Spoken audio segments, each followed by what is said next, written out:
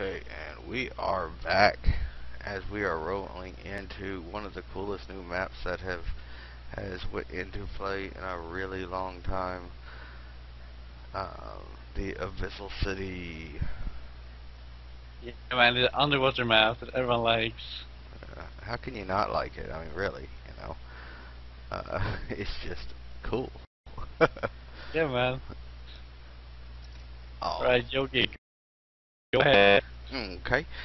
Spotting on the left side here, we have our orange Zerg representing Frozen Gaming, Navre. And spotting on the right side, we have our yellow Zerg representing Team VD, which is Viewer Discretion, not Venereal Disease. VDVikings. Now, this map has a very interesting third to it, as you can see. You've got three different points of attack to the third. Excuse me, two different points of attack rather. We've got the ramp crossover. We've got the runaround.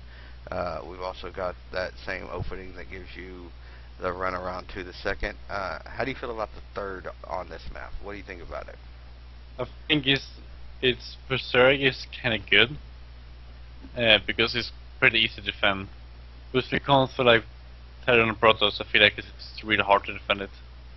Just because you have these attack paths, like you can't really wall it off. Mm-hmm. I mean, you can, but it's going to be hard. Yeah, that would be a huge amount of buildings to. And it's really hard to place the arm in a good place spot. Right? If you're going to place it on the ramp between the natural and the third, there's another path into the natural, which means you can get links by forcing the army back, and then you can run into the natural. I mean, to the third at the same time. So it's going to be hard to defend. Now we do see Viking going ahead and doing the 15 hatch, 16 pool, and we are seeing the opposite going on here for Navre, who wanted to go ahead and get the pull out first, and then go ahead and get started on his first gas. What do you think? Is it worth playing the defensive and getting the pull up first, or I mean, is it worth that defensive effort, or is it worth the greed? The thing is, by going this supporting pool is you're saying I'm not gonna die to temple. I'm not gonna die to an aggression. Putting down this hatcher first means I assume you're not gonna do this easy play, so I'm gonna get this small advantage by getting the hatch first. It's a bit risky, but this map is really long distance. So I would be surprised if we saw the temple coming out. Yeah, this is ironically, this map looks sort of small when you first look at it until you actually take the time to look at it, and then you're like, wow, this is a big map. I think the rush distance in this map might even be longer than on Daybreak. So yeah, it's a really huge map. Yeah, especially with like your fastest, again, like Daybreak, it does have the rocks here in the middle that you don't have to break down. You can go around the top or the bottom, but for the most efficient pathing, someone has to take those rocks down.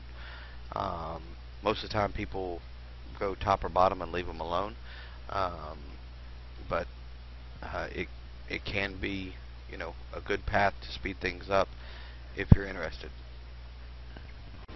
Yeah, absolutely. No attack on the Artosis bot by these first two lings from Navre. That's going to run in. Take a look over here. See what's going on. Yeah, right now both players playing defensive. You see in that standard bailiness from Navre. Putting down, even though you don't want to be aggressive, you put it down. You just don't fight in the bailing aggression. Yeah, absolutely. Both of them doing the exact same thing right now. Making sure they have it. Yeah, actually, Vikings is making 8 links, which means it's probably going to try to push some pressure on, or maybe it might be used to be for defense. Looks like we do have speed's going to finish up for Navre just momentarily ahead of time, but without he doesn't have the lings out, so he's not using that timing to his advantage. He's just droning up right now, going ahead and getting his Evo chamber, which is about to finish up. We don't see an Evo chamber down yet for Vikings. As there we go. It's just now starting. Speak of the devil, and we do see Vikings going on to lair tech now. Yeah, and it's actually really quick for lair. Getting all of the assets, which points out he's going to do some kind of meta play. And we also don't see Roach Warren, which makes it even more a bigger possibility. And this map, I feel like mutas can be really good. Because what you want to do with the mutas is you want to use them to make your opponent not be able to attack. Oh. You get the map control while taking off the bases. On this map, especially when there's this really huge rush distance. Like going for a counter attack, but oh wow, that was huge. As we did see Viking lose his Bangling to just 2 lings that kept hitting it until it exploded.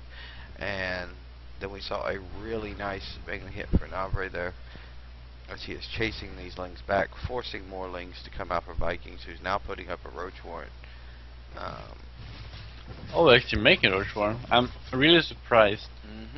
That by going with this false lair and all the assets, I would really assume there was going to be some kind of Spire tech coming down. Yeah, I did too. It's really strange to see this later.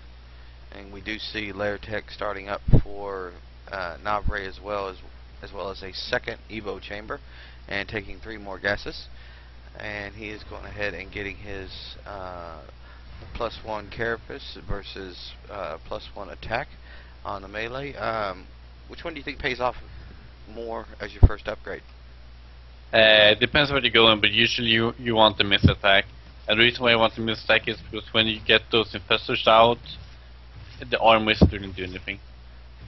You want to get that weapon attack just because you get the smugglers out, you kill them quicker with the weapon upgrade. So yeah. This queen is very set on picking off this overlord. But here we got lings rolling in, gonna move towards the lings are gonna move. Oh, almost lost them all to right away. Look how low they health might actually get the space. Oh, this it does cancels, force the cancel, and he is able to get out with a few, which really surprises me.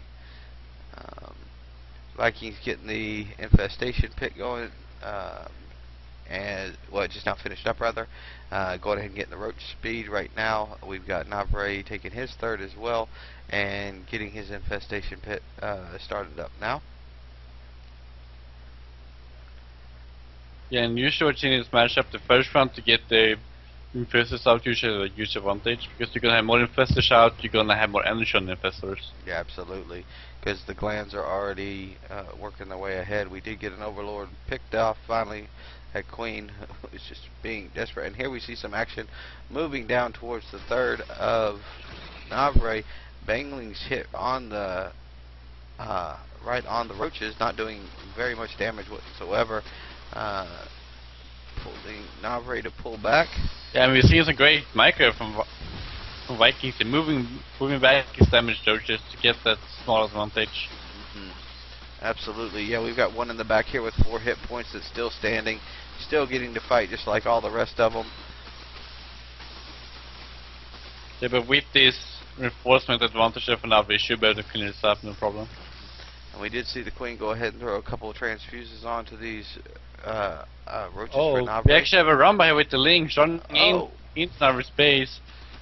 Oh, it's gonna get this queen. It's gonna do a lot of damage. Gonna be gone, going straight for the infestation pit net. I don't expect he's going to pull off. He's going to stand there and try to take it down. Is he going to get it? It is going to fall. Infestation pit down. Oh, lings have paid for themselves taking and that got the hurt, man. Taking a queen out, taking the infestation pit out. It's going to have to re-go up. I don't believe, and I'll have to double check once it goes up, but I don't believe that energy upgrade finished up before it went down. No, it didn't actually. Yeah. And now we've got Navre is saying, "Oh, you're gonna kill my infestation page, so I'm just gonna counterattack." But I mean, VDViking has so many units. He has his infestors himself. And they're targeting these infestors right now. Infestors are found. Oh wow, actually losing quite a few of them. Yeah, he did get one good fungal off. I saw a couple others just get lost for no reason. Yeah, but most of yours you just killed out. It took quite a few damages and took a few fungals, but only just a few of them fall, and they're just gonna heal up again. Both of them, yeah, and now we are seeing finally, you were right, the pathogen glands are just now getting started up for Navre. Yeah, but you see VDViking is going for a contract himself now. And with all this damage doses, I don't know if this can be hold. Here he goes. He wants to get this third down, especially before that queen can come out. Doesn't look like there's even going to be anything to stop him at that point, as this third has fallen. And all the troops go down and use the fight. But looking at Vikings concave, it's so good, and with all the damage doses, it's going to fall. Absolutely, as he's pulling those back, he's going to get a free queen here as well. He's cutting it from the side, and Navre is tapping out of that one.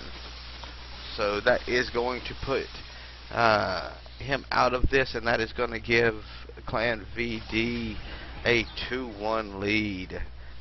And as we get the next game set up, we will get some music going for you. Click some links while you're sitting there, and we will be right back.